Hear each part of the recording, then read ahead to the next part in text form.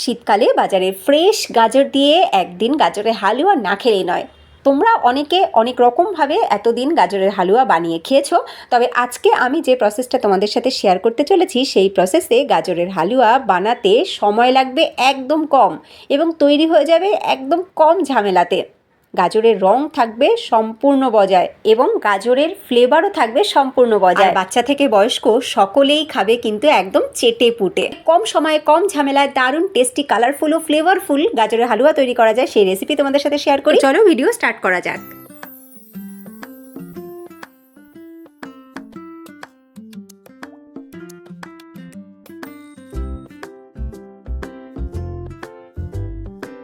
নমস্কার বন্ধুরা, কেমন আছো সবাই?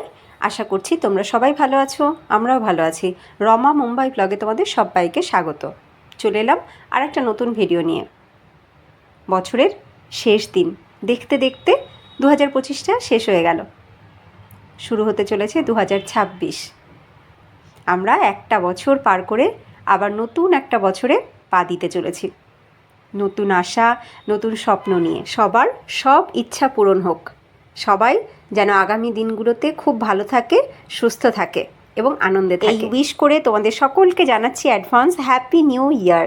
দেখো আকাশটা, সবে সন্ধে হচ্ছে, সব ঘরগুলোতে এখনও লাইট জ্বলেনি। দেখো আকাশটা যে কি সুন্দর লাগছে দেখতে, অপূর্ব অপূর্ব লাগছে দেখতে। চলে এলাম কিচেনে। আজকে একটু গাজরের হালুয়া বানাবো।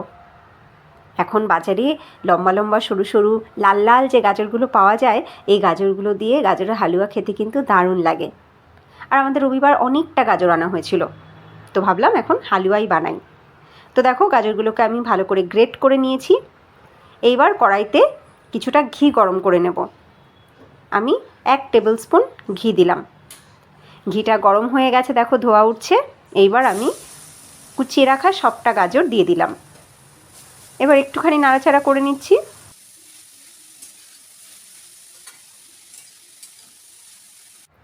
একটুখানি লবণ অ্যাড করছি, সামান্য একটুখানি লবণ।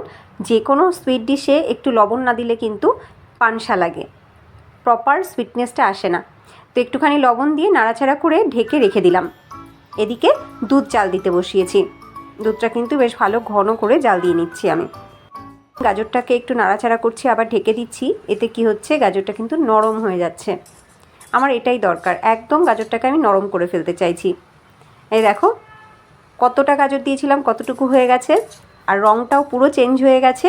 একদম কিন্তু গাজর নরম হয়েই গেছে অলরেডি। আবার একটুখানি ঢেকে রেখে দিলাম, আরও আরেকটু নরম হয়ে যাবে। এবার এই দিকে আমি কিছুটা ড্রাই ফ্রুটস নিয়ে নিচ্ছি। আমি নিয়েছি এখানে কাজু এবং আমন্ড, তো এইগুলোকে কুচি করে কেটে নিচ্ছি। গাজরের হালুয়াতে ড্রাই ফ্রুটস ছড়িয়ে দিলে কিন্তু খেতে দারুণ টেস্ট হয়। এখানে আরও অনেক কিছু দেওয়া যেতে পারে, পেস্তা দেওয়া যেতে পারে, আখরোট দেওয়া যেতে পারে, আর কিশমিশ তো দিলে খুব ভালোই লাগে খেতে, তো আমিও কিশমিশ দেবো। তো এগুলোকে আমি কেটে নিলাম, দেখো একদম কুচি করে। এইবার ঢাকনাটাকে আবার একটু খুলে নিচ্ছি। দেখো এটা কিন্তু একদম নরম হয়ে গেছে, একদম নরম হয়ে গেছে। এটা আর জাল দেওয়ার কিন্তু সেভাবে দরকার নেই। এইবার আমি এর ভেতরে দিয়ে দিচ্ছি ঘন করে জাল দিয়ে রাখা দুধ। দুধ কিন্তু খুব বেশি দিতে হবে না। আমি এখানে প্রায় 500 মতন গাজর ইউজ করেছি, আর দুধ ব্যবহার করলাম ছোট চায়ের কাপের 1 কাপ মতন। এইবার একটু নাড়াচাড়া করে নিয়ে কিছুটা সরও আমি এতে অ্যাড করে নিলাম। দুধের উপরে যে সর পড়েছে সেই সরও আমি এতে অ্যাড করে নিলাম। এবার আবার একটু সময় নাড়াচাড়া করে নিচ্ছি। গাজরের হালুয়া অনেকেই অনেক রকমভাবে কিন্তু বানায়, তবে আমি আজ যে প্রসেসটা শেয়ার করছি তোমাদের সাথে, এটা কিন্তু সবথেকে ইজিয়েস্ট প্রসেস।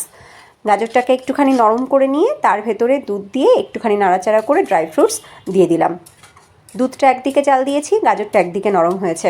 গাজরটা নরম হয়েছে কিন্তু একদম ধিমি আছে, তাতে গাজরের সমস্ত পুষ্টিগুণও রয়ে গেছে, টেস্টও রয়ে গেছে। এবার ঘন করে জাল দেওয়া দুধটাকে মিশিয়ে ড্রাই ফ্রুটস মিশিয়ে নিলাম। এইবার আমি এতে অ্যাড করব মিষ্টি।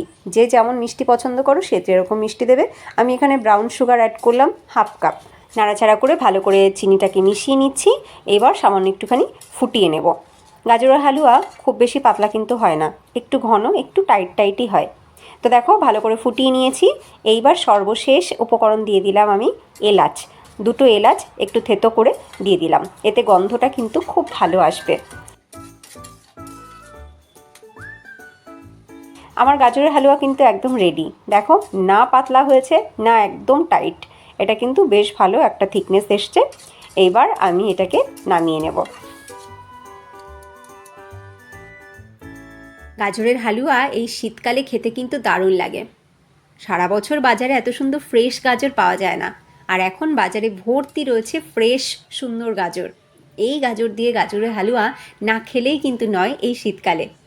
যারা এখনও বানাওনি অবশ্যই একদিন বানিয়ে ফেলো, আর এই প্রসেসে বানালে ঝটপট তৈরি হয়ে যাবে। আর এই গাজরের হালুয়া বাচ্চা থেকে বয়স্ক সকলেরই কিন্তু ভীষণ পছন্দ। আমার বর এবং আমার ছেলে দুজনেরই ভীষণ পছন্দ। ওরা দুজন ওয়েট করছে আমার জন্য, কতক্ষণে বানিয়ে আমি ওদেরকে দেব।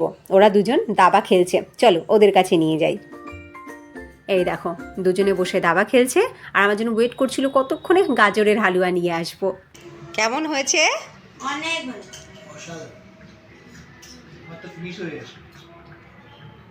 বাবাই কেমন হয়েছে?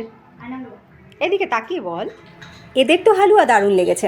তোমাদের কেমন লেগেছে আজকের রেসিপি অবশ্যই কমেন্টে জানাবে। যদি ভিডিওটা ভালো লাগে লাইক করবে, আর নতুন বন্ধুরা যদি তোমাদের ভালো লাগে তাহলে লাইক করে সাবস্ক্রাইব করে সাথে থাকবে আরও এরকম ইন্টারেস্টিং রেসিপি পেতে। দেখা হচ্ছে নেক্সট ভিডিওতে। সবাই ভালো থেকো, টাটা।